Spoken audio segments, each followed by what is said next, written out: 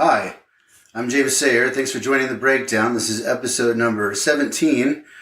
This is actually episode number 3 of season 2, and this is called The Way Forward. What all this is about is we're just about 2.5 days away from Joe Biden's inauguration. We're going to talk about the way forward for our country and what exactly I mean by that.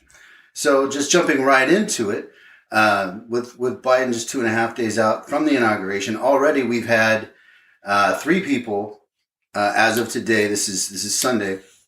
We've had 3 people that have been arrested in D.C. for on violation of some type of weapons charges. 2 men, 1 woman. The woman was caught in the district impersonating a police officer at a safety road check in the district, and they stopped her, and she tried to pass herself off as a police officer and actually tried to evade the police and was later captured. There was that. There's another fellow who was working as a security guard who tried to gain access to the Capitol grounds with a firearm and unregistered ammunition, with an ID that was not cleared for access to the Capitol grounds. So he was arrested, the lady was arrested, and there was another fellow near the Capitol grounds today who was arrested for having an unregistered weapon. All these folks have high capacity magazines, meaning these magazines are these pistols are semi-automatic pistols, and they hold high capacity magazines in them, at least 15 rounds or higher. So they can do a lot of damage very quickly, even though these are just pistols, right? They can fire out a lot of rounds very, very rapidly and not have to reload like you would back in the old days with the traditional semi-automatic, like the old 45 caliber 1911 model, which had like 7 rounds. Now you have semi-automatic pistols with an extended clip. They can have 30 rounds you can fire before you reload. So very dangerous. These threats are real. This has to be taken very seriously. Another major problem I've already mentioned in the last podcast is that there's a lot of sympathy with extremist groups and with white supremacist groups in the military, in government, in U.S. intelligence, in law enforcement, and they haven't really been properly screened over the years. And that's part of the reason we're seeing this problem now, is we have a lot of people on the inside that do have these seditionist sympathies that are going to have to be some of them they're going to have to be removed. Anybody who's given any type of assistance to these traitors or terrorist organizations are going to have to be removed and probably brought up on charges. These things are going to have to happen. This is going to be a long-term thing. This isn't going to be over in a few weeks. This is going to be a long-term, multi-year process of going through federal and state governments, organizations, and finding those people that are working against our country, working to destabilize our country, and are effectively operating as in some instances as foreign terrorists, as domestic terrorists operating inside our country, trying to bring about the disintegration of our country, the destabilization of our government, and that can't be permitted. That has to be. This is a long game. That means years and years and years down the road, we're going to be fighting this for a long time. The undercurrents of racism fueling a lot of this have been around for a long time, hundreds of years. They're not going away anytime soon. A lot of this is fueled, sadly, by racism, and not just racism, but also related very much to it is this fear of the dominant classes being white men, white Christian men, losing their privileged position in society. That's happened in the last 50, 60 years. Before they had an unquestioned position in our society where they held supreme dominance. And that has eroded as women have gained rights and as minorities have been given their full rights or something closer to it. The privilege of whites has eroded. It is real.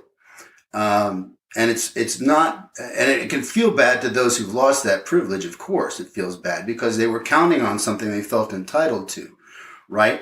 Which was, if you were a white person, a white man, you probably just always assumed that you were going to be able to find a good job to take care of your family. And, maybe if you were black or brown, maybe not. Maybe you couldn't count on that, but at least if you were a white guy, you knew that, the system was going to have your back, right? That there would be a job there waiting for you. But that stopped being the case. That changed. It started changing in the 60s and 70s. It gradually changed as it's harder. It's harder to do well in life when you're not just competing against other white dudes, but when you're having to compete against other women, right? Or you're having to compete against other minorities for the same position that you used to not compete against at all, right? Or you're competing against people in a foreign country, right? So, your job may not even be here next year, right? It could go overseas and go to India or China or, wherever. These forces of trade, right? And of, international trade, and of social change have had a major impact on white men in the United States. A negative. A lot of them haven't responded well to it, and perceive it as some of them, particularly the more racist component, that group of people that are of white people that are afraid, right, of losing their white identity and their white dominance, what they perceive to be as a white country founded on, well, essentially white Christian principles in their perspective. They see that as being threatened and under attack. And so that's a major long-term thing we're going to have to deal with. Their fears aren't going away. And one thing we can do, now certainly this isn't liberals' fault, it's not Democrats' fault that these people feel this. These are demographic changes that were going to happen and are inevitable. This is just part of having an interconnected society that respects the rights of everyone, not just white people. That this isn't going away. But anyway, even though this isn't liberals, the struggles these folks are feeling, they're understandable, right? But they're resorting to racism or extremism or wanting to overthrow our government. That's inexcusable. There's no justification for that. But that doesn't mean that there aren't things we can do, right, as progressives or as liberals, to try and help alleviate the situation and to communicate to people who are struggling, conservatives, and those who've been displaced, leaning right, that we don't want to destroy you. We don't hate you. If you have a dim view of Christianity, you don't need to be vocal about that, right? There's no point in insulting someone's religion, right? If you don't agree with it or believe in it, that doesn't mean you need to say anything about it. Let people have their faith, right? Don't insult their faith. If you want to try and bring people over the side, now the far right, you're not going to get many converts from the far right. It's just not going to happen, right? If they're still with Trump, they're going to stay with Trump. You're probably not going to find too many converts from that area. But there's this whole swath in the middle. And there's a big middle in U.S. politics where folks can be swayed either way. And that's where the game is for us, right? That's where the game is, to convince those people that Democrats have their best interests in mind and that they have the wisdom and the decency and the discipline to govern, right? And the fairness to govern. So you need to communicate to people that we're not against Christianity. We're not against you being white. Being white is not bad. So all the people who talk smack about white people all the time, there's plenty of you out there, right? And I like to do it too, right? But I'm a white guy, so I can get away with that. But my point is that even though many of your criticisms of white people may be legitimate, we're not all racist. Right? I mean, let's be honest, everybody struggles with prejudice and everybody struggles with racism inside. There's no one that's beyond that. But there are plenty of white people that support, racial justice and support Joe Biden and progressive policies that we know clearly, it's not all white people. So it's important, if you don't want people to generalize about black or brown people or Asians, right? You shouldn't generalize about white people either, because they're just as much, they're no more monolithic than anybody else. There's variances across all races and cultures, right? So a lot of it is, as much as, you can get angry, liberals might get angry, progressives might get angry about all the misinformation that's been put out there by the GOP and the right over the years, and all of the ways that they've been unfairly labeled by Republicans as socialists and Maoists and just baby killers and really just ridiculous comments that are wildly unfair and insulting. Just because they do that doesn't mean you should do it. Insulting someone does not convince them of anything. Making a snarky comment is not an argument, and it's not going to bring anybody to the table. All right, so deal with people respectfully. There's really no need or room for insulting people, right? The strength of your argument should be enough. The strength of your evidence and what it is you want to do, that should be the focus. Don't let anything else distract from that message. All right. So anyway, I'm moving on. We're going to be moving through a lot of different pieces of this tonight, but it's all tying in together. But moving to the next step, I want to prepare you for the very unpleasant fact that Donald Trump is probably going to pardon most of those rioters, most of those domestic terrorists that attacked the Capitol on January 6th. There's already reporting coming in from CNN that he's looking to pardon at least 100 people that were involved in that incident. Now, there's some people who think that within the Constitution that provides for the pardon power, that's only not to be used in cases of impeachment. But that's kind of vague about what that means. Yeah, Trump's been impeached, but would these pardons directly relate to his impeachment? That's a tough judicial argument that does not have agreement amongst legal scholars, and certainly beyond my pay grade. So there's a good possibility, very strong possibility, that because of the pardon power that the president has, he will pardon these people, and there's not going to be much we can do about it. They will get away scot-free on these federal charges. You're gonna have to just take that. I'm just trying to say this now so you're mentally prepared in advance for when it happens. You're not shocked and blown away. So what do we do about that? There's not much we can do. Those people are they're probably going to get off. All right. But that doesn't mean they don't have to lose their jobs. They can lose their jobs. They can lose their friends. They can be social pariahs. People in Congress, people in the Senate and the House can still be removed for supporting it, for actively supporting it. Like apparently Lauren Boebert in Congress was texting Nancy Pelosi's location, and she's given other.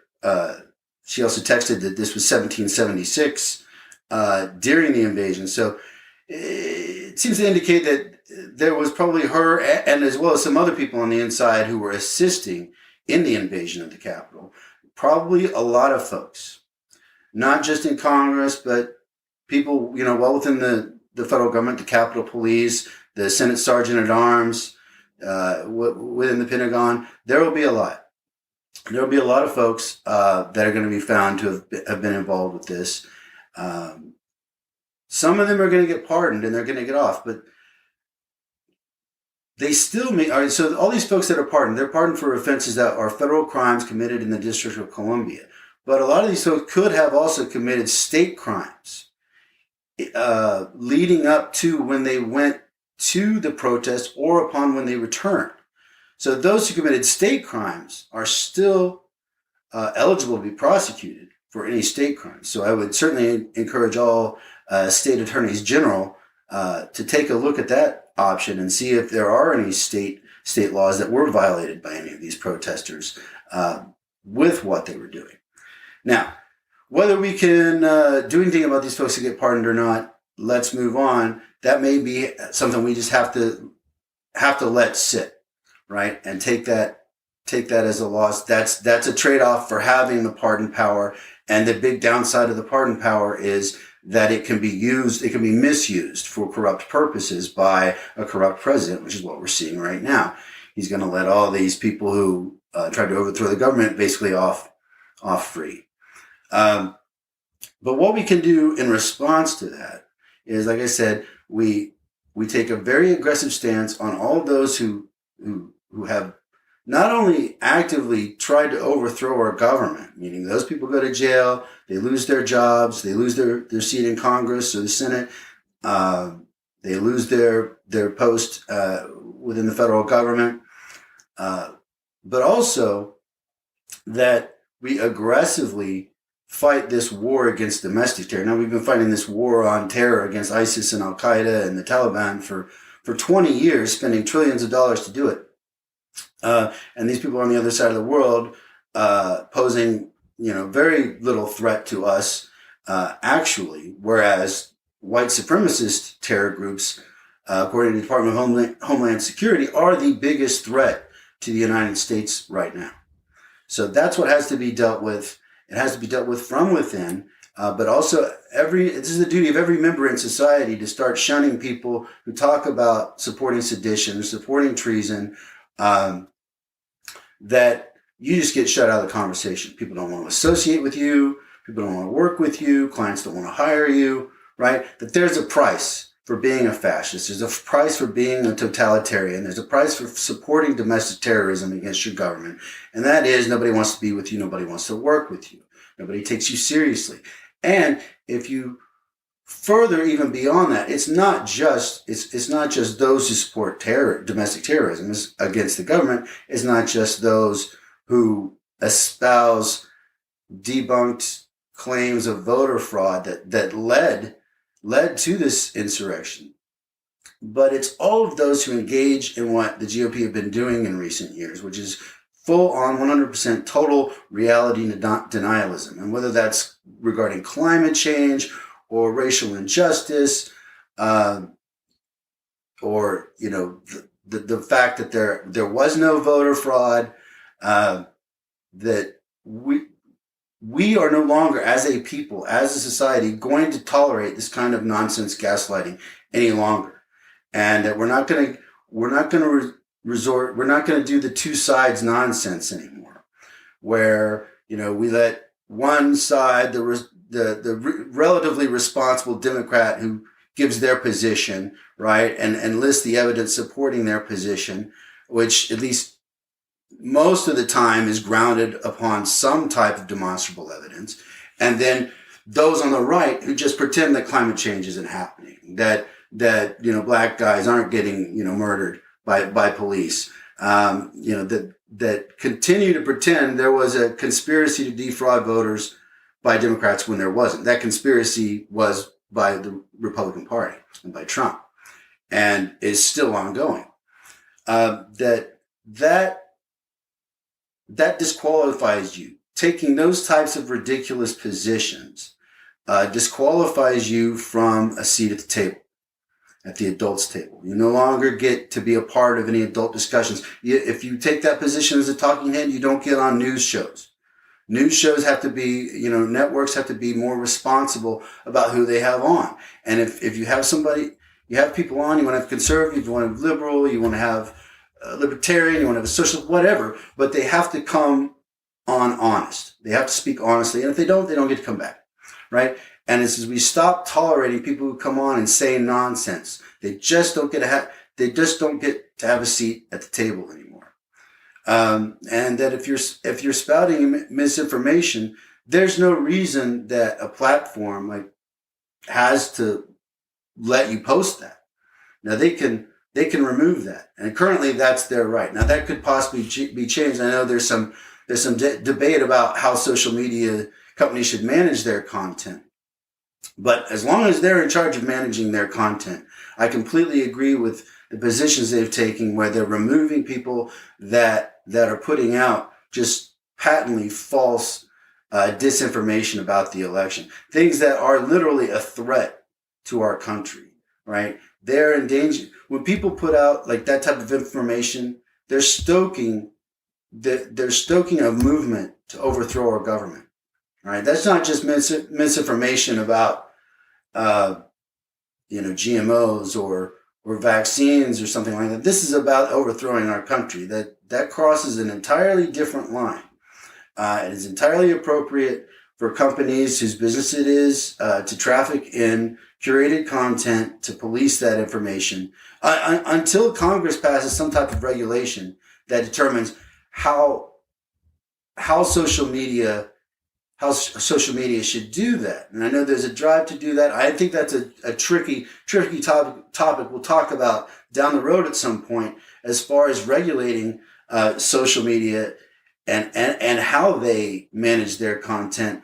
That's a tricky proposition because as soon as you have the government involved, doing that, you're having the government tell you kind of what they can do with their content, what they're allowed. And it's like you're kind of, it very much looks very much like you're having the government tell you what kind of free speech you can and can't have. And we do have that. We do have that, but only up to a point, right? It's usually, we only allow restrictions on the First Amendment when it's a threat, right, to public safety or to national security. Then, I mean, we surrender that. And sometimes too readily, too easily, right? We surrender those First Amendment freedoms. But there is a time and a place where when you have to control for disinformation, or just to prevent the spread of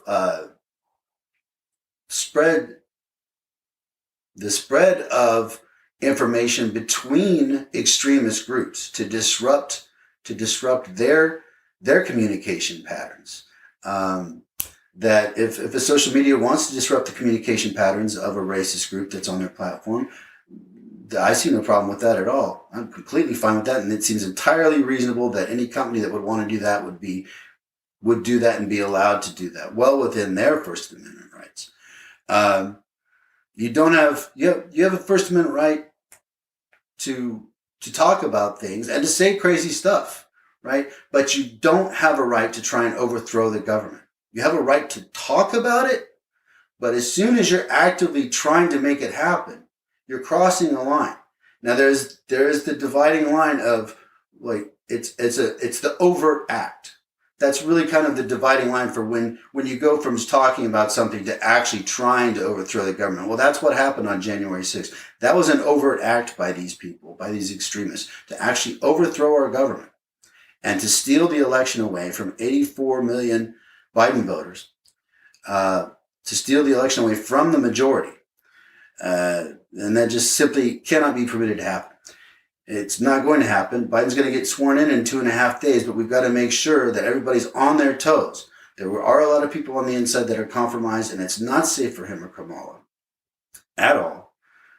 So everybody who on the inside and everyone who is for democracy and for having the majority of people's votes count and let them have the president that they elected, you got to be on your toes to protect against those who would steal the election from us and take power just because they can. And that they're willing to do anything, absolutely anything, to have their way. And we cannot allow that. So anyway, Democrats got to stay focused. You're going to have to stay united. And this is the problem for Democrats. There's a lot of different, it's a big tent, and there's a lot of different groups in the Democratic Party, right? To the further left, and then the more conservative Democrats, and then everybody kind of in the middle with all the different little, different interest groups and identity groups with their own little agendas. And traditionally, because there's so many disparate interests within the Democratic Party, it's very hard to keep these groups united and together because they have a lot of different viewpoints about things that are not always easy to line up. All these people are very passionate about what they believe. Passionate people quite often have a hard time getting along with each other. You guys are going to have to get past that. You just simply have to do it. You're going to have to put the big boy and big girl pants on and get it done. You got to suck it up. And what that means is the further left, more progressive folks, you're going to have to be a little more understanding of the moderate people in Congress and the Senate, right? Who their constituents don't want all the super progressive things that your constituents want, right? Medicare for All may fly really well in New York or in Portland or in San Francisco, but it's not going to fly really well in a lot of places like, Indiana or Nebraska or Texas, right? So you've got to keep in mind what what you're trying to communicate to people. You want to bring as many people in as possible from you've already got the Democrats and the people moving left. They're going to stay with you, right? But you've got to be respectful of each other. You've got to maintain a respectful tone. But you've also got to communicate to people very clearly that you're not going to enact a bunch of wacko, what they would perceive as wacko leftist, super high tax, major government intervention policies. Okay.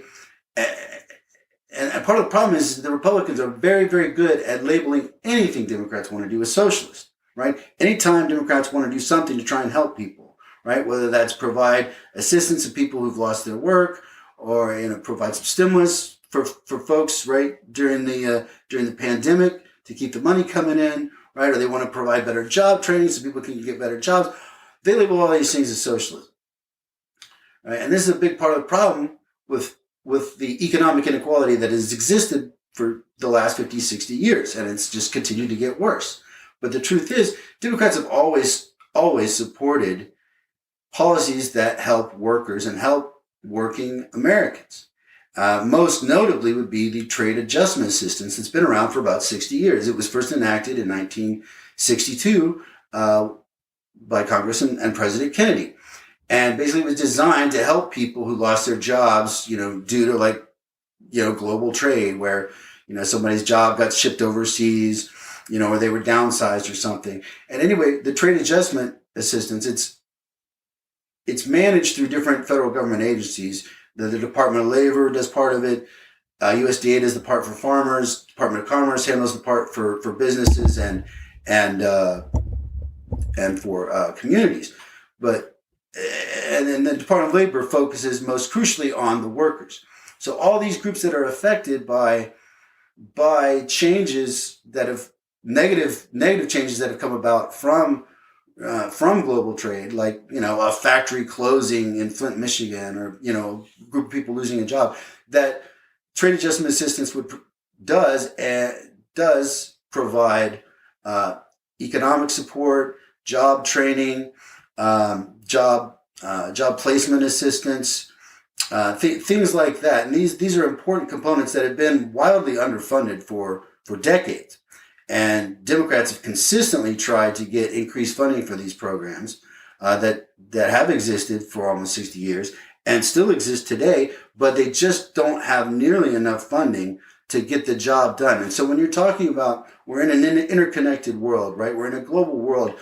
Globalization is not going away, right? We need the goods that we're getting from China and from India and we all need each other. We all need this exchange of goods for us to be able to get the affordable, the affordable, the things that we need, right?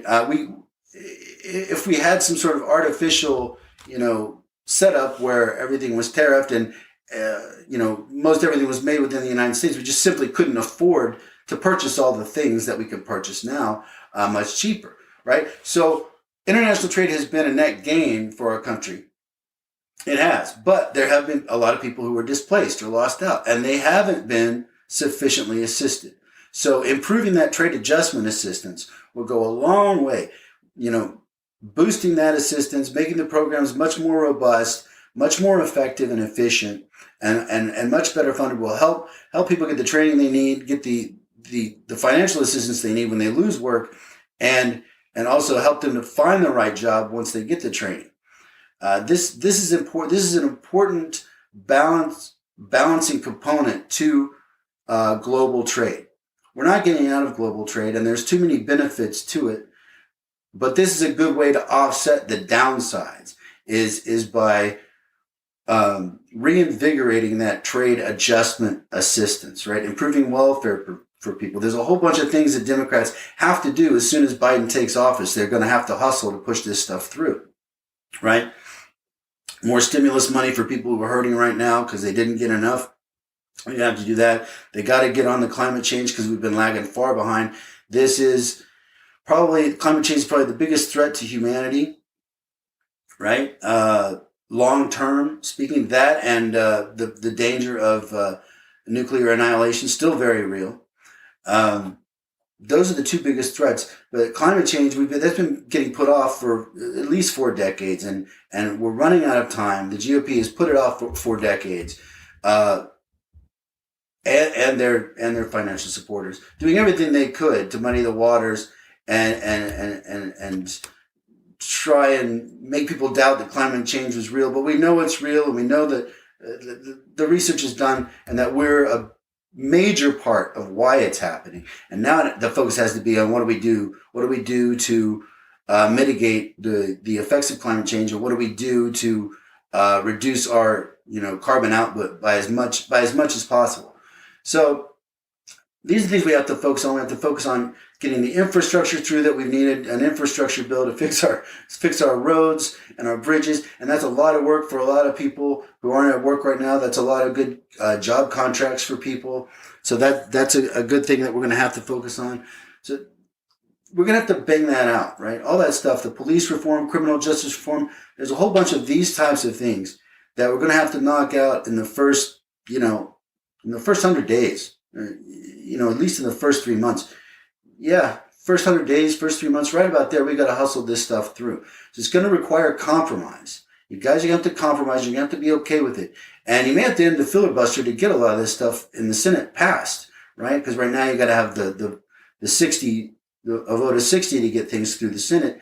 It seems unlikely that you'll be able to do that. You really have to be able to compromise to be able to get 60 votes in the Senate.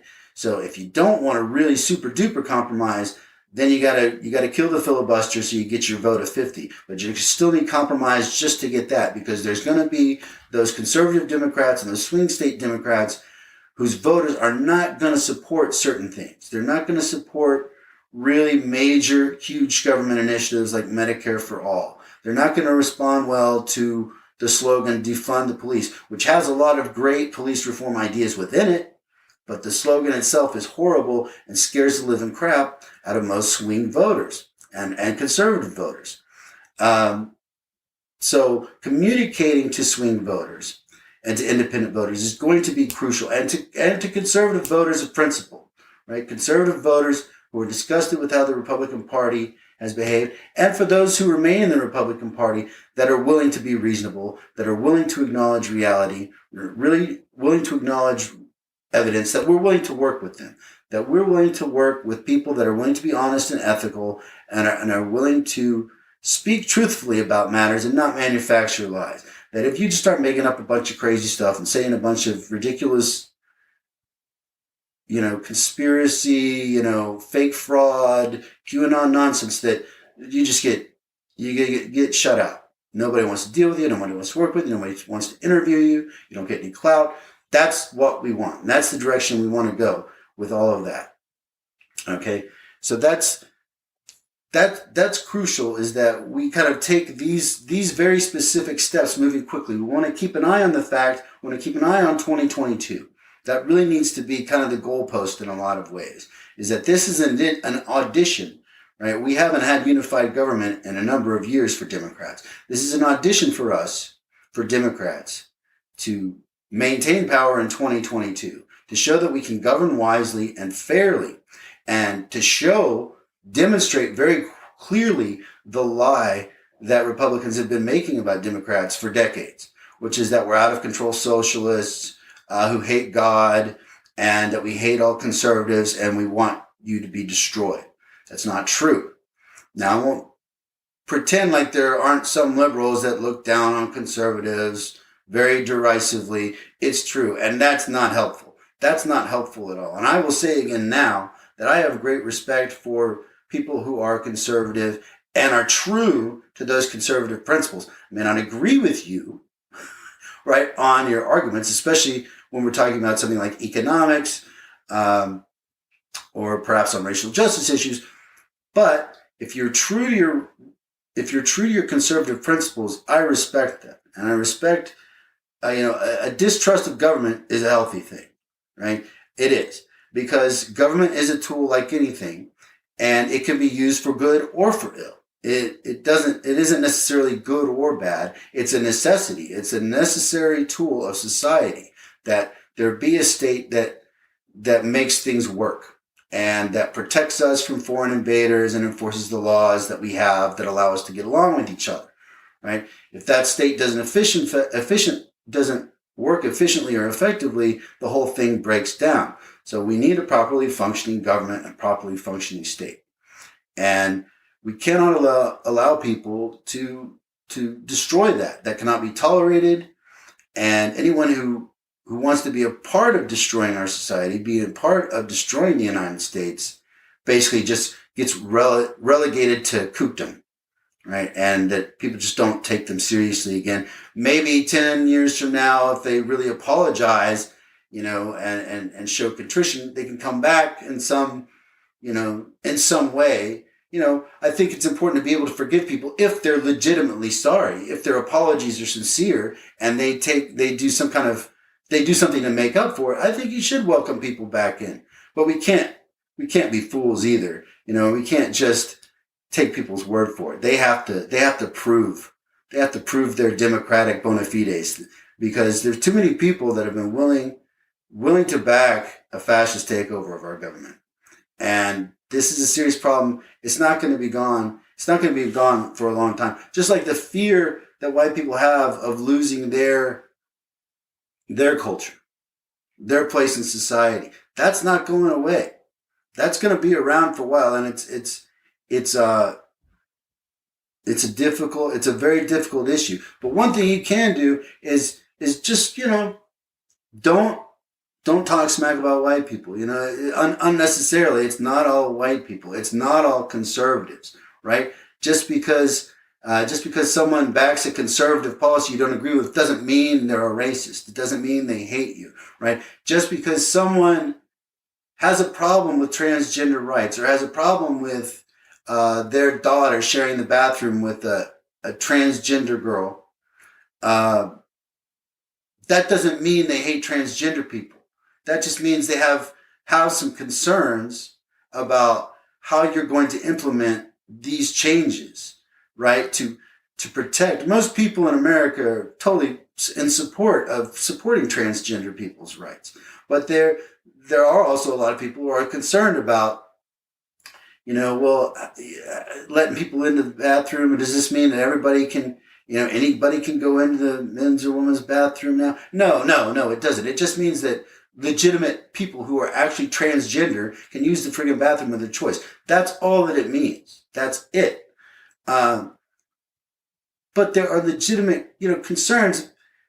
You have to keep things real, okay? Like, I study politics, and I have for a very long time. Probably most of you do to some degree as well. A lot of people don't pay attention to this stuff, and it's not that they're bad people. It's just it doesn't interest them, right? Or they don't have time for it, right? They're busy doing too many other things. So they don't have the benefit of the awareness that we have, because we spend way, way, way too much time studying this stuff. Things that seem so clear to us, aren't necessarily clear to other people. So it's important to have some understanding that not everybody has the same opinion as you, and people who are decent people can often be poorly informed, right? And have some horrible ideas simply because they're uninformed. Not because they're bad within their heart or their soul. They're just uninformed and maybe a little lazy, right? So the key is to have intelligent, sincere, meaningful conversations with people, right? That's how you reach them. That's how you get to, and by listening to them, hearing their side of it. Right? And being able to admit if you don't have the answer, right? That gives you more credibility too. People be like, wow, dude didn't act like he had all the answers. He was listening to me and was like, I could tell that he was really listening and he actually cared. He thought that what I was saying meant something. That counts to people. But if you're just talking past them, if you're just trying to throw a bunch of talking points and you're trying to wow people with, just a bunch of stats or, trying to overwhelm them with your vocabulary or something, you're not going to convince anybody. It's about being real, and it's about being human. It's about listening. It's about understanding where somebody's coming from, understanding about what it is they really care about and what's most important to them, and then finding a way to help them get to that place. All right. That's the game. And Democrats have to win this game, because we're the only party in town right now that cares about democracy, because you got I think it was like 70% of the GOP was actually fine with what happened on January 6th. The Republican Party has completely lost its way. It has literally become the proto-fascist party of the United States. I never thought I'd see it happen, but it's happened. And we have to help bring back the countrymen that we can that have lost their way the best we can. But we can give them no foothold. They cannot be allowed. There cannot be a resurgence of what happened on January 6th.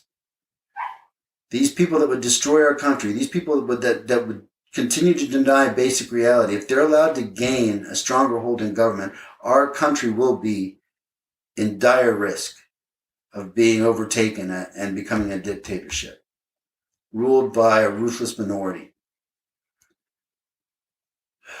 We cannot let that happen.